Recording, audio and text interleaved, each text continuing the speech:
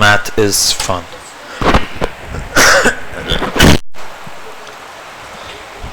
चले भाई यहाँ स्क्रीन पर आते हैं और यहाँ हम खोल लेते हैं मैथ इज फन की वेबसाइट। अच्छा, कल हमने क्या चीज देखी थी? हो गया, प्रैक्टिस की थी भाई आपने। 40 क्वेश्चन थे मेरा ख्याल है टोटल, उसके अंदर 10 10 10 करके आप लोगों ने प्रैक्टिस कर ली थी। क्या हुआ? अभी क्या करेंगे? अभी तो मैं टेस्ट ले लेता हूं सीधा सीधा सेंट्रल वैल्यूज के अंदर।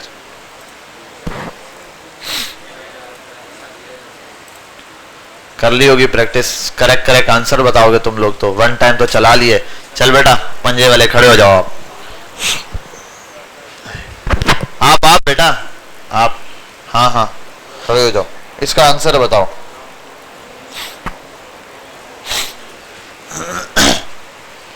आपने तो किए होगे ना प्रैक्टिस, कल आए थे तो प्रैक्टिस तो की होगी, क्वेश्चन घर से दिए थे।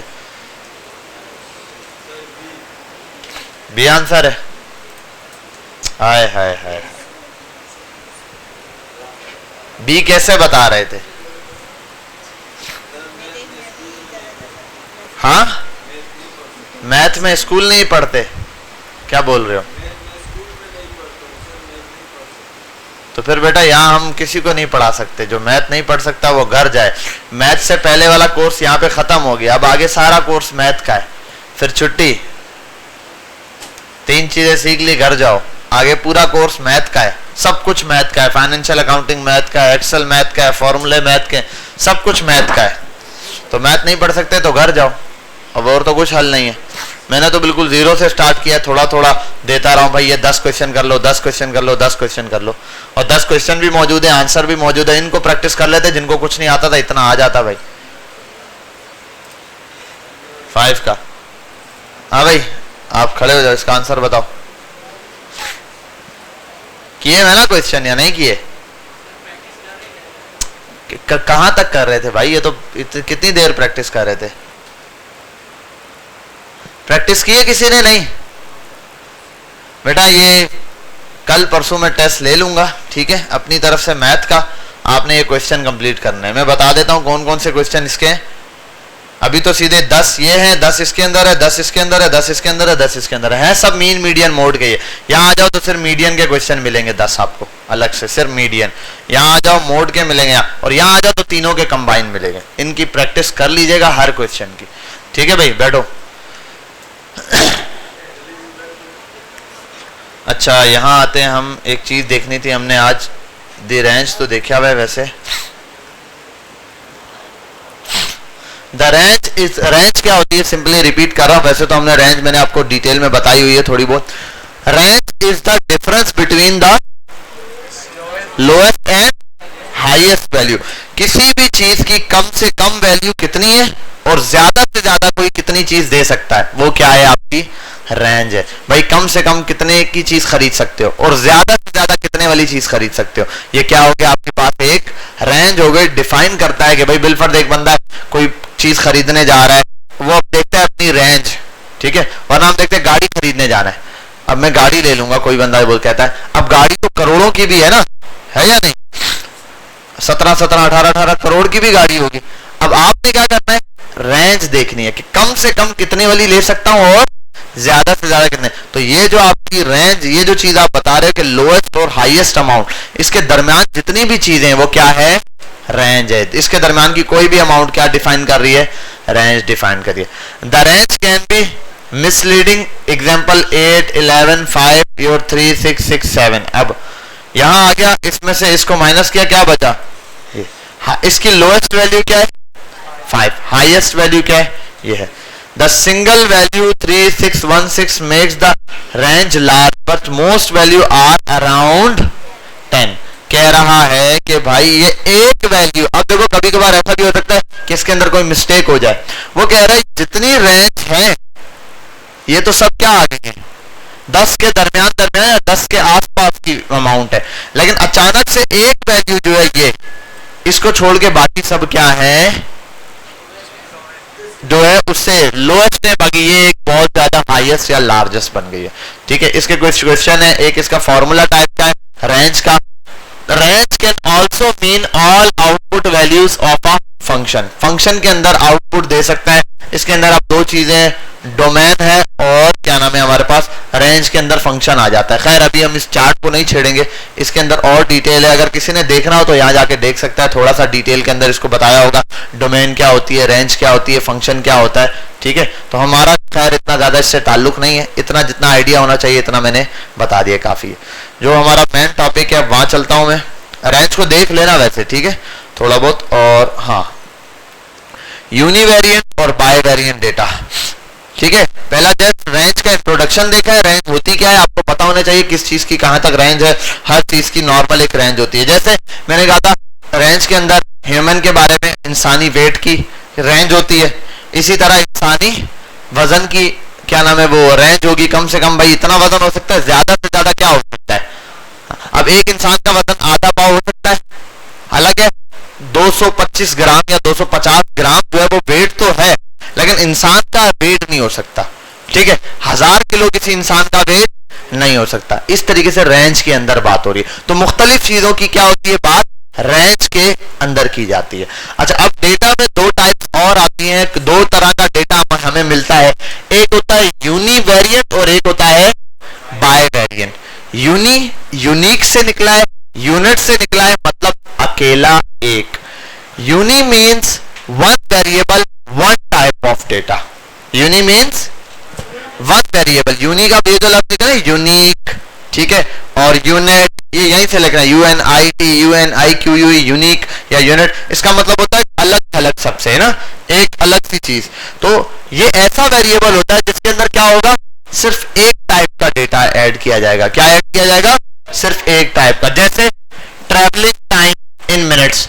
अब मिनट के अंदर ट्रैवलिंग टाइम बता रहा है भाई 15 मिनट ट्रैवल करने में लग सकते हैं, 29, 8, 42। ये जितना भी डेटा, ये सब किस चीज का डेटा है, टाइम का डेटा है, ट्रैवल टाइम का डेटा है। ये क्या है, सिंगल टाइप का डेटा इसके अंदर मौजूद होगा। जैसे पपी वेट, ये जो पपी है छोटे छोटे, इनका वजन, अब देखो ये लिखा है 2.5, 3.5, 3.3, 3.1, 2.6, 3.6, 2.4, ये सब क्या है, वेट है। ये कितने टाइप का डेटा है, एक टाइप का डेटा। ये क्या कहलाएगा, यूनिवेरिएंट।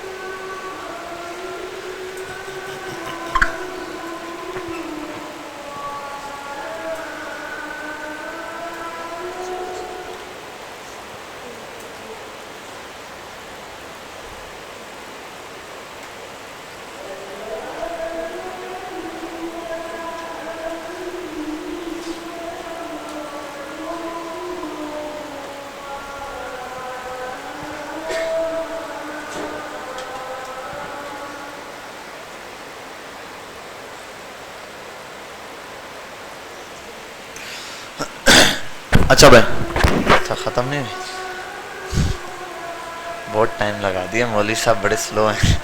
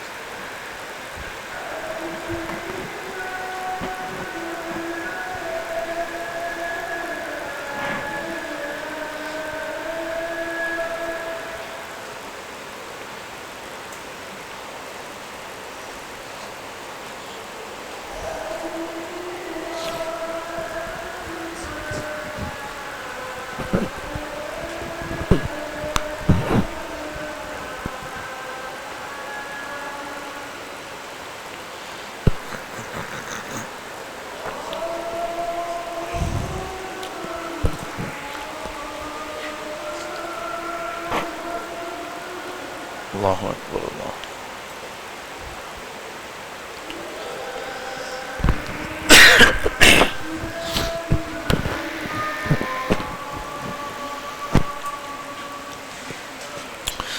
अच्छा चलें यहाँ पर आते हैं। और जैसे कि हमने देखा वेट के अंदर भी क्या है, सब वन टाइम का डेटा है, एक जैसा डेटा है, तो ये क्या कहलाएगा, डेटा यूनिवेरिएंट। यानी कि किसी के अंदर आपको कोई डेटा की सीरीज मिलती है और वो डेटा किसी एक टाइप का है, चाहे वेट का डेटा हो, चाहे स्पीड का डेटा हो, चाहे पावर का डेटा हो, ठीक है, किसी भी चीज का डेटा हो, लेकिन हाइट का डेटा हो, विड्थ का डेटा हो, एरिया का हो, वॉल्यूम का, लेकिन एक टाइप का डेटा हो, पूरे उसमें एक ही टाइप के डेटा हो। जैसे सिंपल, ये जितने बैठे हुए कौन से स्टूडेंट है, सीआईटी के, एडवांस सीआईटी के जितने भी स्टूडेंट, ये कौन सा डेटा हो गया, यूनिवेरिएंट, क्योंकि एक है। हाँ, अगर मिक्स बैठे हुए हो, किसी दिन ऐसा कोई सेशन हो, ग्राफिक के बैठे हुए, वेबसाइट के बैठे हुए, सीआईटी के बैठे हो, मुख्तलिफ स्टूडेंट, फिर क्या होगा, फिर ये डेटा यूनिवेरिएंट नहीं होगा, फिर क्या कहलाएगा, यहाँ आते हैं। अच्छा, इस डेटा को क्या कर सकते हो, होगा नॉर्मल डेटा, सिर्फ पहचान है अलग अलग कि यूनिवेरिएंट है या बाइवेरिएंट। इसकी भी आप सेंटर वैल्यू निकाल सकते हो, इसमें आप क्या नाम है, ये रेंज मालूम कर सकते हो, उसी के साथ मीडियन, मोड, सब चीजें जो अप्लाई की हुई। बाइवेरिएंट मीन्स टू वेरिएबल, बाइवेरिएंट का मतलब क्या होता है, टू वेरिएबल मतलब दो वेरिएबल, बाय माने दो होता है। अब in other word they are two types of data, इसके अंदर क्या होता है, दो टाइप का डेटा। अब देखो, दोनों टाइप का डेटा भी होगा और दोनों का आपस में ताल्लुक भी होना चाहिए।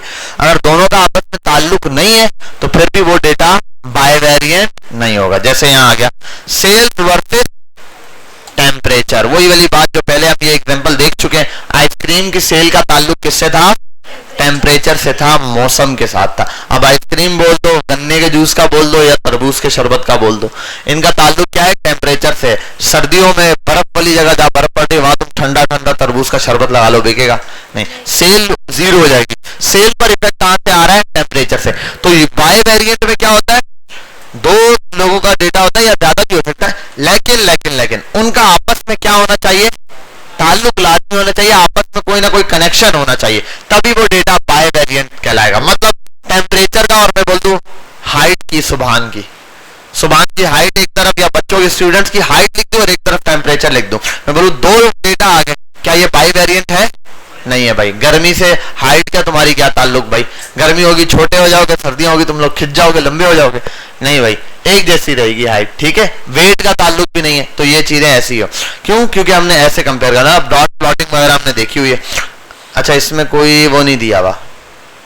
अच्छा, इसी को बोलते हैं वैसे को रिलेशन भी, को रिलेशन होता है, को होता है ना, को एजुकेशन का क्या मतलब होता है, मतलब जहां गर्ल्स बॉयज साथ होते हैं, को एजुकेशन बोल रहे थे, मतलब दो मुख्तलिफ डेटा अगर मौजूद है तो को रिलेशन के अंदर भी यही है। यहां पर जाओ, को रिलेशन भी आपको मिल जाएगा, इसके अंदर भी आपको टाइप समझा रहा होगा, को रिलेशन में क्या क्या चीजें हैं जिनके अंदर है, पॉजिटिव, नेगेटिव, सारी डिटेल में इसने दिया होगा, को रिलेशन किन किन चीज का, इसको देख लेना है आपने सिर्फ, ठीक है। बाकी जो हमारा मेन टॉपिक है वो ये है, मैंने यहाँ बता दिया को रिलेशन में, को रिलेशन मतलब दो चीजों का आपस में रिलेशन, तो ये दो चीजों का ही रिलेशन क्या कहलाता है, बाइवेरिएंट। तो बाइवेरिएंट में को रिलेशन को पढ़ लीजिएगा थोड़ा सा। अब आते हैं यहाँ पे, स्कैटर प्लॉट देखा हुआ है, आउटलायर भी हमने देखा हुआ है।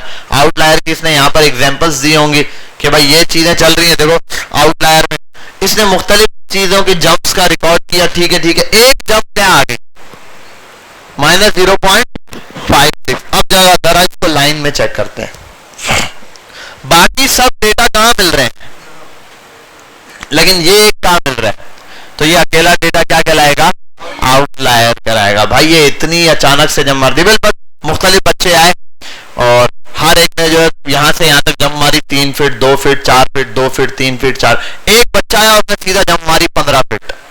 अब ये क्या हो गया, आउटलायर हो गया कि भाई हर दफा थोड़ी है 50 में से 50 बच्चों को बुलाया, क्या 50 में से कोई, अगर हाँ 50 में से 5-6 बच्चों ने आउटलायर किया होता, मतलब उसके आसपास जंप मारी होती 10 15 फीट 12 फीट 14 फीट 20 फीट, तो आउटलायर नहीं था।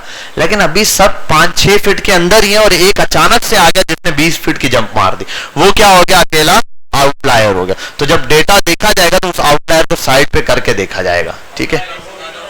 क्या 2 से ज्यादा जब जाएंगे तो वो डेटा आउटलायर रहेगा नहीं, 2 अप्रॉक्स आप कह सकते हो, लेकिन जब 2 का डेटा भी हमारे पास आ जाता है, क्योंकि क्या होता है कोई यूनिक चीज तब कहलाती है कोई चीज जब तक वो अकेली है, जब उसके साथ कोई दूसरी चीज आना शुरू हो जाए उसकी यूनिकनेस खत्म हो जाती है।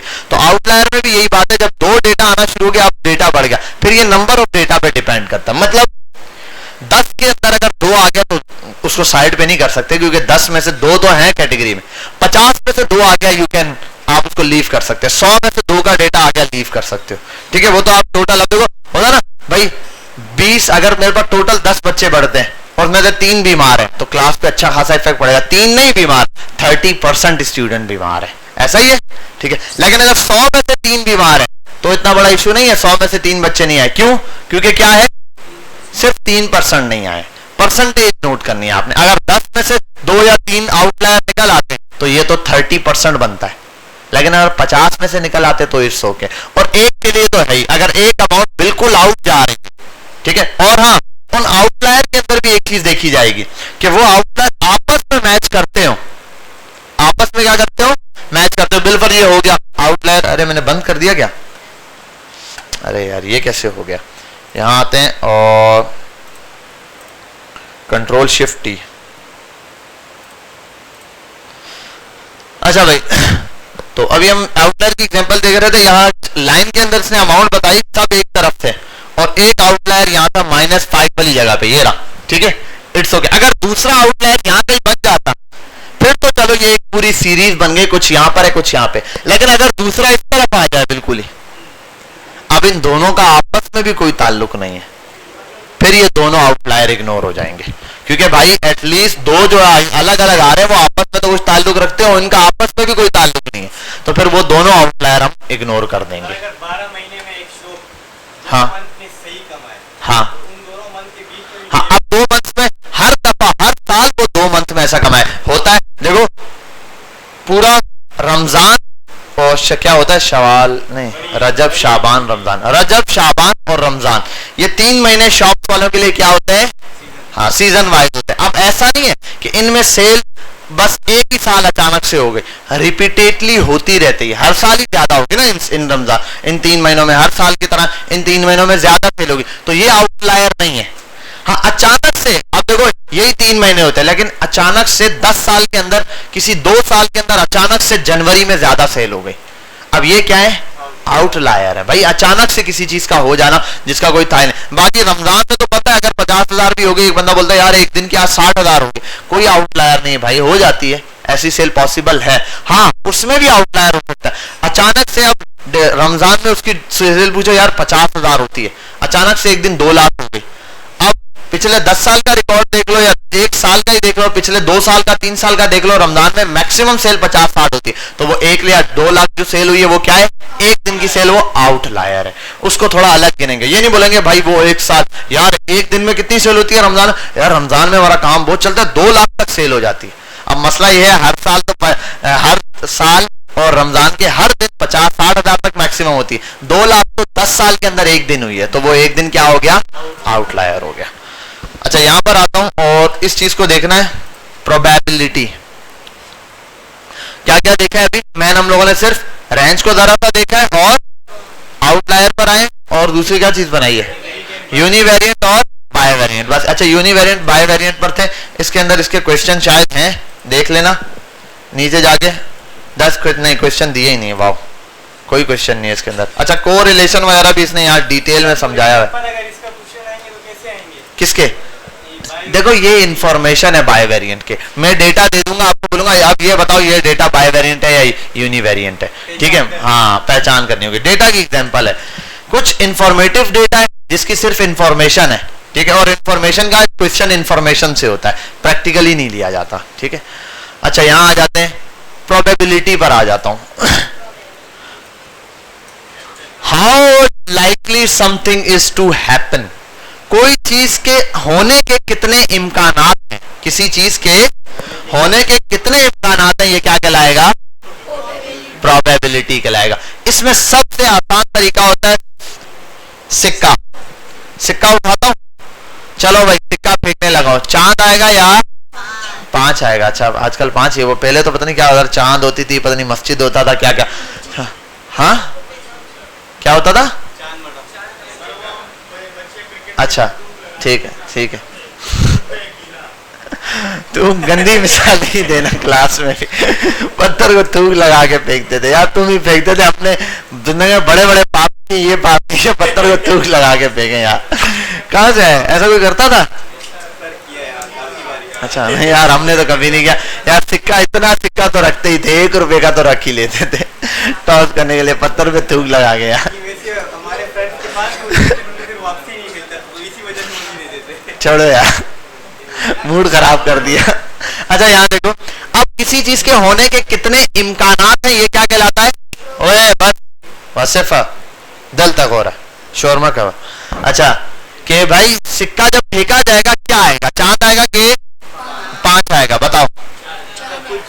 चांद आएगा, कैसे? इम्कान है, चांद आने का इम्कान है। क्यों? 5 भी आ सकते हैं सर। अच्छा दोनों में से कितने कितने चांस है? That's the point। ये क्या है? 50-50 चांस है। कितने कितने चांस है? ये चीज, क्योंकि दो चीज, ये चांस है, ये प्रोबेबिलिटी है। प्रोबेबिलिटी से पता चलता है, प्रोबेबिलिटी क्या करता है? स्टैटिस्टिक्स को उठाता है, कुछ डेटा को उठाता है, स्टैटिक डेटा को देखता है, उस डेटा को देख के बताता है क्या क्या किस चीज के कितने चांसेस है। ठीक है, डेटा को देख के बताता है। ये इंफॉर्मेशन 100% करेक्ट नहीं होती है कि ये आएगा। उसने कह दिया भाई बिल्कुल एक सिक्का लिया, चलो अब बताओ, एक सिक्के को उछालना है मैंने, चांद आएगा 5 आएगा, 50-50, चलो मैं 10 बार एक सिक्के को फेंकता हूं, अब बताओ कितनी दफा चांद आएगा, कितनी दफा 5 आएगा?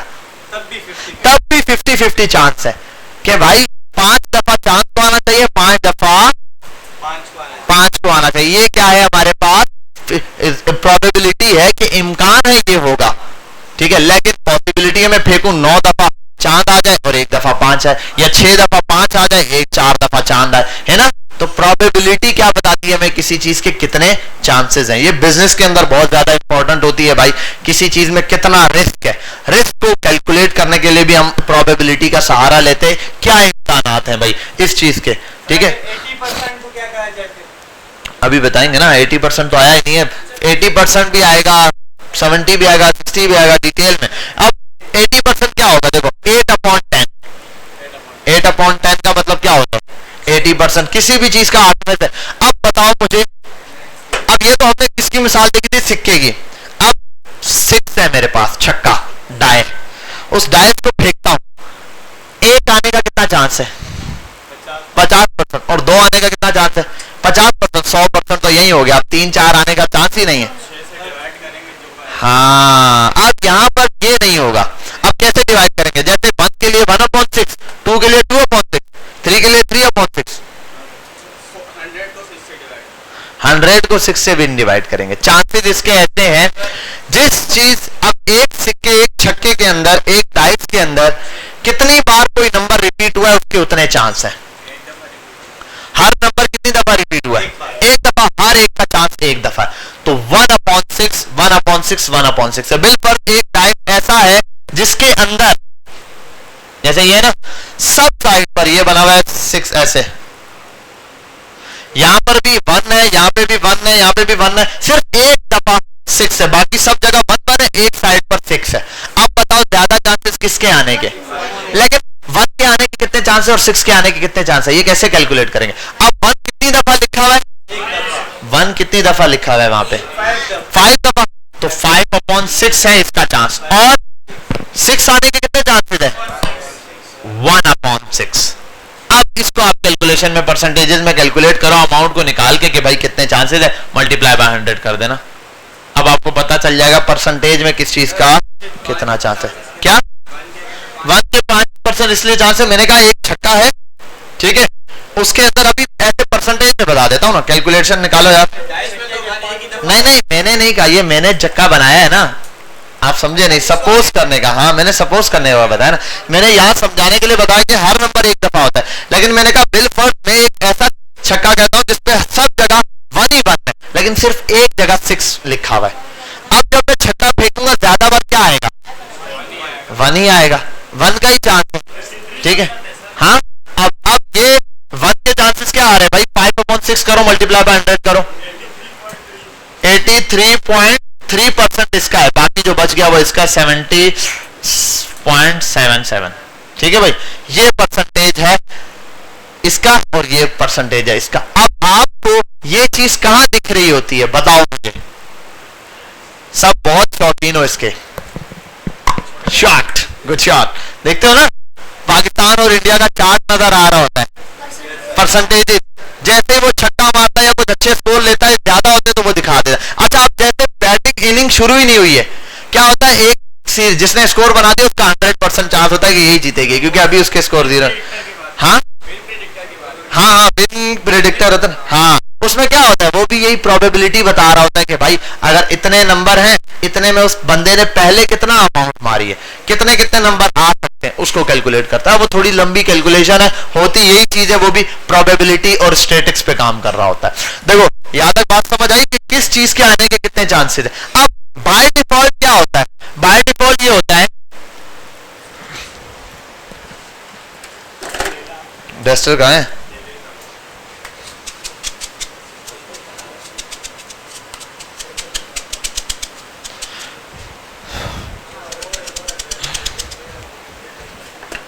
अच्छा भाई, बाय डिफॉल्ट हमारे पास ऐसा होता है कि अब ये इसका फॉर्मूला है, चलो प्रोबेबिलिटी ऑफ इवेंट हैपनिंग, ये पता चलेगा क्या प्रोबेबिलिटी है, क्या चांसेस है।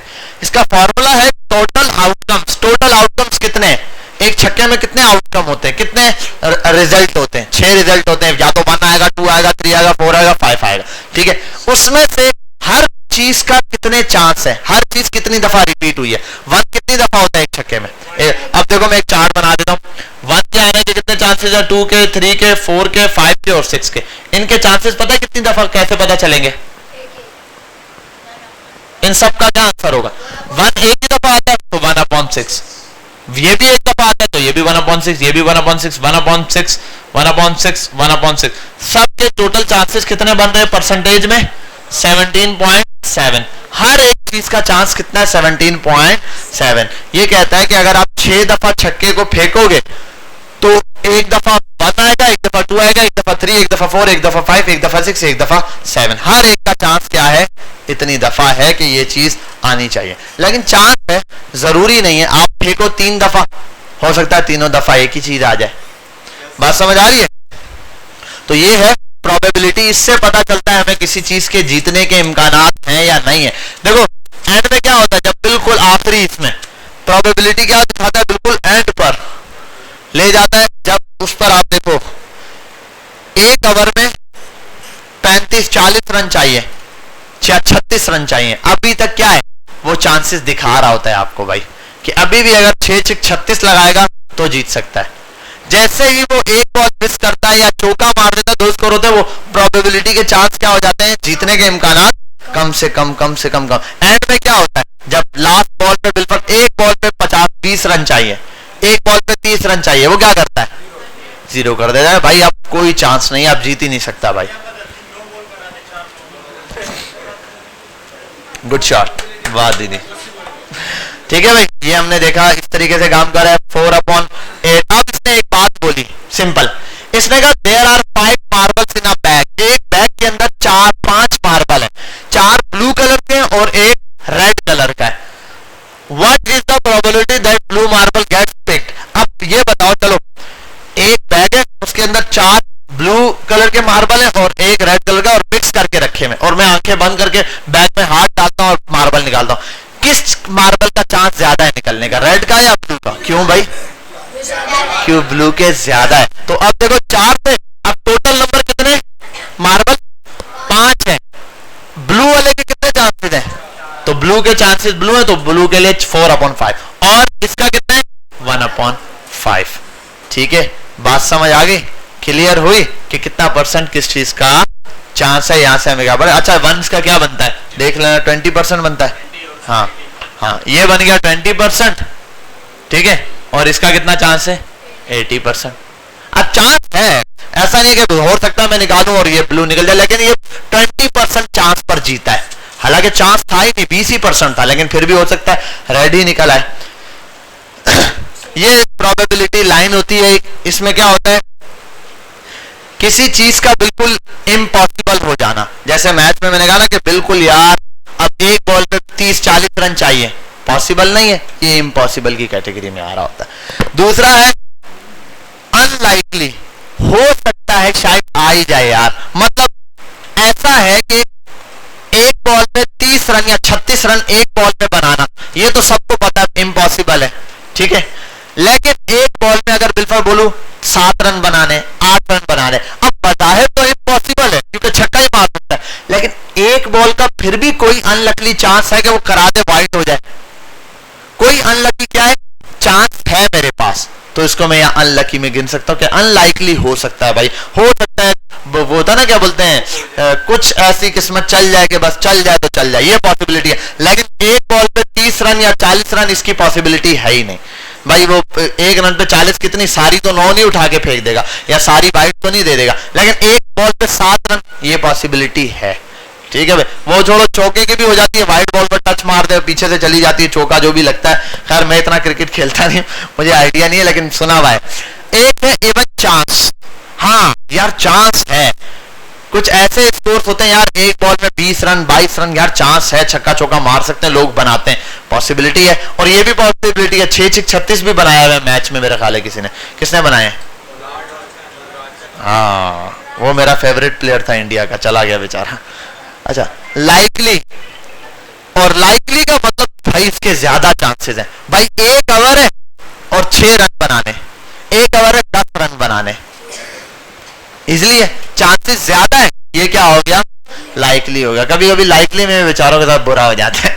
और दूसरा क्या है सर्टेन। अच्छा वो जो क्रिकेट की लाइन आ रही होती है वो सिर्फ स्कोर और ये नहीं देखती होती है, वो पीछे विकेट्स भी देख के बताती है कि चांस है नहीं भाई। वो एक बॉल में वो बोले भाई एक उसमें बस 10 रन बनाने या 6 ही रन बनाने, वाह, वो बोले भाई इनके तो फुल चांसेस है, 100% चांस है, वो एक ही बॉल पे विकेट आउट है। तो वो पूरा विकेट की कैलकुलेशन भी रखते हैं कि भाई एक बॉल पे पासा पलट सकता है यहां से। और सर्टेन का मतलब भाई ये तो होगा, ये तो होना ही होना है भाई, इसके तो 100% चांस ही चांस है। मतलब आपके पास कोई दूसरा कैटेगरी है ही नहीं, सिर्फ एक ही कैटेगरी है। अब इसकी 100% चांस कैसा है, मेरे पास एक सिक्का है जिसके दोनों तरफ चांद है, फेंकूंगा क्या आएगा बताओ, चांद ही आएगा, ये 100%। एक छक्का जिसके हर तरफ 6 लिखा हुआ है, उठा के फेंको बताओ 6 आने के कितने चांस है, 100% आने भाई। 6 कितनी दफा आया, 6 दफा, टोटल कितने 6 है, कितना चांस है 1, पूरा 100% चांस है इस चीज का, ये तो होगा। समझ गए बात,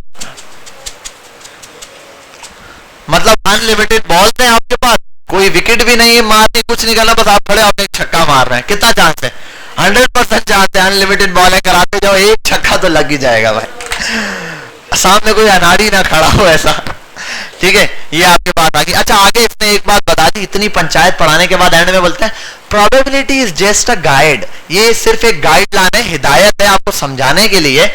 probability does not tell us exactly, हमें पक्का चीज नहीं बताती। मैंने कहा ना एक छक्के का ये कह रहा है एक आने के भी 17% चांस है, और 2 आने के भी 17, 3 आने के भी, मैं 3 बार फेंकू तीनों बार 3 आ जाए, 2 बार फेंकू तीनों बार क्या आ जाए 1 आ जाए, ऐसा चांस चल जाता है। ये तो लूडो खेलने वालों को सही पता होता है। It is just a guide, ये सिर्फ क्या है गाइड है। Toss a coin 100 times, how many head will come up. अब वो बोल रहा है एक टॉस पकड़ो उसको उठा के फेंको आप, ये बताओ कितनी दफा चांसेस है कि हेड आएगा। 50% दोनों का चांसेस है, लेकिन जरूरी नहीं है जब आप फेंकोगे हो सकता है 80 दफा हेड आ जाए या 80 दफा टेल आ जाए, तो हो कुछ भी सकता है। लेकिन वो ये बात बताता है जो पॉसिबिलिटी स्टैटिक डेटा को देख के किसी चीज का फैसला है, ठीक है भाई। हम देखते हैं ना बादलों को देख के अंदाजा, यार अभी बारिश बरसेगी, थोड़ी देर बाद बादल गायब, धूप निकलना शुरू होगी कड़क, तो हमने प्रोबेबिलिटी जो बताई थी वो ठीक थी, क्योंकि 100% से हमारे पास समझ लो 90% 70% ऐसा होता है कि जब आसमान पे दबा के बादल होते हैं तो क्या होती है, बारिश होती है। तो हमने तो बात बिल्कुल स्टैटिक को, अब ये हमें कैसे पता चला, एक छोटा सा बच्चा देख के बोलेगा बादल बारिश, उसको पता नहीं, लेकिन अगर वो 8-10 दफा देख लेगा कि जब बादल आते हैं तो बारिश आती है, ठीक है, जब ज्यादा बादल आते हैं तो ज्यादा बारिश आती है, और ज्यादा बारिश आती है तो ज्यादा पानी आता है, ठीक है। अब वो बच्चा भी देखेगा क्यों, अब ये क्या है सारा, ये सब काम डेटा से ताल्लुक रख रहा है। पीछे आपके पास कोई डेटा है तभी आपको पता चलेगा ये काम होगा। देखो कोरोना वायरस आया तो इतनी ज्यादा हड़ाबड़ी क्यों मच गई, वजह ये थी उसका पीछे किसी के पास कोई डेटा नहीं था कि होगा क्या। आज कोरोना वायरस किसी को यहां पता चले यार इसको वायरस है, कोई इशू नहीं है, लोग बात बोलेंगे यार छींकों से दूर रहो, इसके थोड़ा सा ख्याल करो, डॉक्टर के पास जाओ, खत्म। लेकिन उस वक्त क्या होता, ग्लव्स पहन रहे हैं, वो पहन रहे हैं। क्यों? क्योंकि कोई प्रोबेबिलिटी, कुछ चांस ही नहीं था, सबकी नजर में एक ही था, 100% चांस क्या है भैया तो गियो, है ना जिसको हो गया वो तो गियो। यही हम सोच रहे होते थे कि भाई 100% चांस है ये बंदा क्या करेगा, मर जाएगा, ऐसा सोच रहे। क्यों? वजह ये थी पीछे डेटा नहीं था। जैसे ही डेटा आना शुरू हुआ कि भाई ये तो 2 लाख लोगों को है, उसमें से मुश्किल से 10,000 भी नहीं मरे, तो इसका चांस क्या होगा, 2 लाख में से 10,000 का मतलब 5% चांस हो गया। बोला यार ये तो 5% लोग भी नहीं मर रहे, इतना इतना डरने की बात नहीं है। हाँ बस वही खांसी बुखार या जो भी था, अभी भी है तो खतरनाक चीज है, इतना नहीं है कि इतना अलग। इसमें सिर्फ एक इशू था, क्या, तेजी से फैलने वाला। ये डेटा मिल गया था उनको कि भाई बचो इसलिए कि फैलता तेजी से। इतना तेजी से कोई चीज नहीं फैलती जितनी तेजी से क्या फैलता है। हाँ, इतना तेजी से तो ऑटो के दरमियान बात नहीं फैलती थी जितनी तेजी से क्या ये वाला कोरोना वायरस फैल रहा था। तो अब उन सब का ताल्लुक किससे था, प्रोबेबिलिटी, और प्रोबेबिलिटी के पास क्या था, स्टैटिक डेटा, जो पहले से मौजूद डेटा है उसको देख कर। ये अब देखो हम यहां बैठे, अचानक से वहां तेज काला धुआं नजर आ जाए, क्या चांस है, आग लगी है, सही है। हाँ वहां जाके देखें कुछ और मसला हो सकता है, कोई जनरेटर किसी ने फटाकर चला दिया, कोई बड़ी मशीन चला दी, काला धुआं मार रही हो सकता है ना, चांस वहां जाके तो अरे। लेकिन क्यों, हमारा डेटा, हमारी प्रोबेबिलिटी गलत नहीं थी, हमारी प्रोबेबिलिटी ठीक थी। हम बोलते हैं 90% चांस तक यही होगा। क्यों? क्योंकि पिछला जितना डेटा हमने देखा उनमें यही होता है कि जब ऐसे काला धुआं दबा के निकलता है क्या लगी होती है, आग लगी होती है। लेकिन हम वहां गए, आग नहीं हो सकती, जैसा मैंने कहा बादल हो सकते हैं। तो ये प्रोबेबिलिटी की एग्जांपल्स है। ठीक है भाई, इसके भी क्वेश्चन है, इनकी प्रैक्टिस करना। पूरे 2 बज गए, इमाम साहब खड़े होंगे, कल इसके एक्सपेरिमेंट्स बाकी हैं, ये करोगे खुद तो ठीक है। बस यहाँ हमारा कोर्स तकरीबन एंड हो चुका है, खत्म हो चुका है बेटा। इक्का दुक्का चीजें हैं, अगर हम लगाएंगे ऐसे समझने के लिए तो, वरना कोर्स समझ खत्म हो गया। ये मैं बंद कर दूं, नमाज पढ़ने में।